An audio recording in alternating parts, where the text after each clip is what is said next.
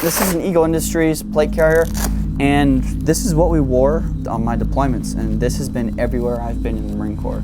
You know, this was with me when I got shot at. This was with me on my first ever combat patrol. And inside I've got a little American flag glued on in there, and then the names of the 3 guys that we lost in the second deployment.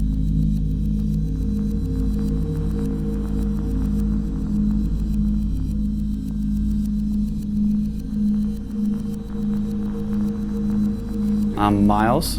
I'm a corporal in the U.S. Marine Corps, and I'm a Muslim. I enlisted in 2010 as an 0311 infantryman. I went to boot camp in Parris Island, South Carolina. I went to School of Infantry in Camp Geiger, North Carolina. I was then assigned to 1st Battalion, 9th Marines. In 2011, we deployed to Afghanistan for 7 months in Helmand Province, Nawa District. We deployed again to Helmand Province. This time it was to Camp Leatherneck, Helmand Province.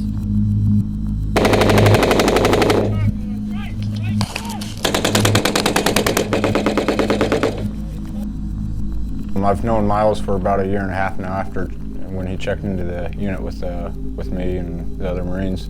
We took a liking to each other, started hanging out. You know, he lived in Bloomington, I live in Bloomington. As far as when I found out he was a Muslim, I had no clue. I think it was he was converted already for at least a month or 2 before I got any whiff of it.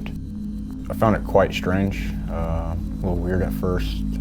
Like, why is a Marine who's fought in America's battles, you know, today, going to become a Muslim? After thinking about it and everything for a while, I'm not the person to judge a person by their their religious beliefs or their political beliefs. So those are 2 things I try to refrain myself from the most. So I don't judge Miles at all for it. Do I still question why he's done it? Absolutely. I'm sure everybody that's around Miles all the time questions him why he does it, but Miles is the person for, you know, what we know him as, not because he's a Muslim.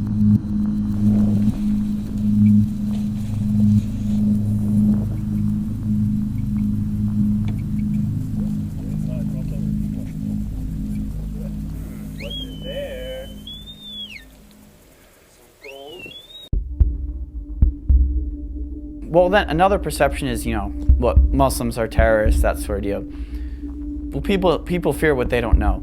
The majority of Americans don't have Muslim friends. They don't know anything about Ramadan or Nowruz or praying 5 times a day or whatever. What Americans see is in the news, is in the CNN, and they see, you know, this terrorist attack, this Muslim terrorist attack, this Muslim extremist, this, that, and the other thing.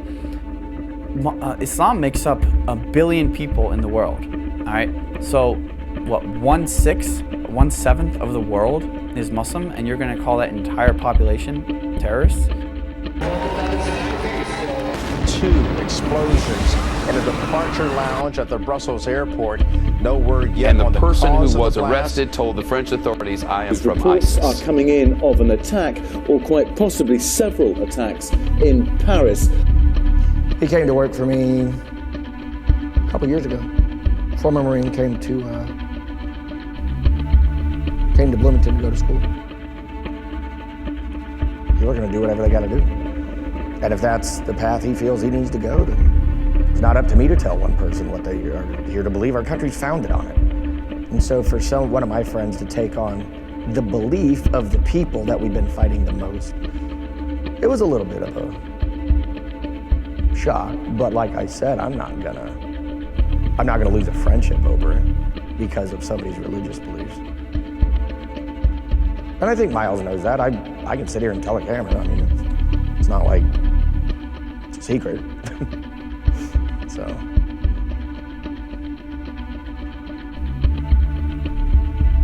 There were 2 women who walked by the drill center while we were all out in formation, and they took pictures of us on their cell phones, and everyone started freaking out, and the 2 women were wearing hijabs. Not me specifically, I didn't think anything of it, but everyone started freaking out, whatever about it. And then my platoon sergeant was talking to somebody else, and it's like, oh, we have to carry live rounds and this and that, security rounds, because of this. And he literally spits that out, yeah, because of the 2 ragheads that walked by, kind of thing. And my buddy, my roommate, who knows about me, we were standing right there next to him, and we just kind of looked at each other and smiled like, this guy doesn't know about me, does he? And I wasn't gonna come out and say, what you mean by ragheads, or I find that offensive or anything, because I come from that culture. I come from a very, the Marine Corps infantry. I come from that culture of being rough and ready, of not caring, of not being sensitive, of, ragheads, that sort of thing. No, I don't buy into that at all. There's a lot that goes into that with culture this, culture that. But I understand where that's coming from. So I know why guys are like that. So when a Marine says a bunch of ragheads or a bunch of towelheads this, sure, I think it's stupid, but I'm not gonna go over my ledge and say that I find that sensitive, that kind of thing, because it's a culture I come from. Urdu, it's a ritual kind of thing you say. It's a ritual praying thing that you do before each prayer. So the first thing you say is Bismillah, which means in the name of God. This is how the Prophet did it back when he was alive, and this is how he did it, so you have to do it the same way every time. Up to the ankle, 1, 2, 3, and then in between the toes with the left hand of the pinky, because that's how the Prophet was doing it.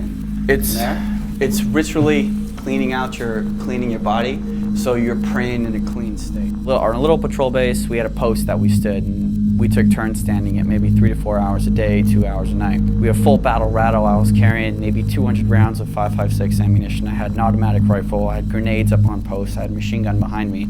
All of a sudden, the call to prayer happened right there.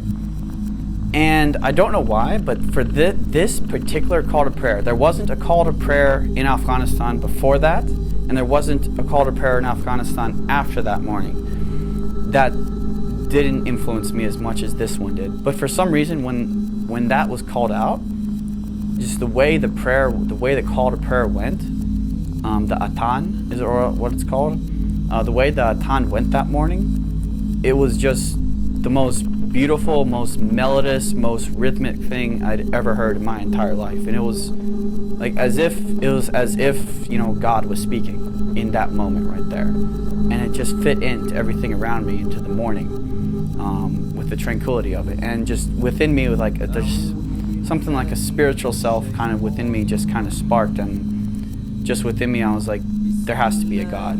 There has to be something out there. This does not happen on a normal level. This does not happen elsewhere. And I was just transfixed, and I just got up and I listened to the entire thing, and it was more beautiful than any song I'd ever heard, more deeper than any speech I'd ever heard whatsoever. And it was just as if like God was talking in that moment. And being able to look out at all the fields and the grass and see the greenery and see the desert and see, the landscape just kind of clicked, and was like, this was created by God, and there was a God, and God had created all this, and it wasn't God speaking to me, but it was speaking through that call to prayer sort of thing.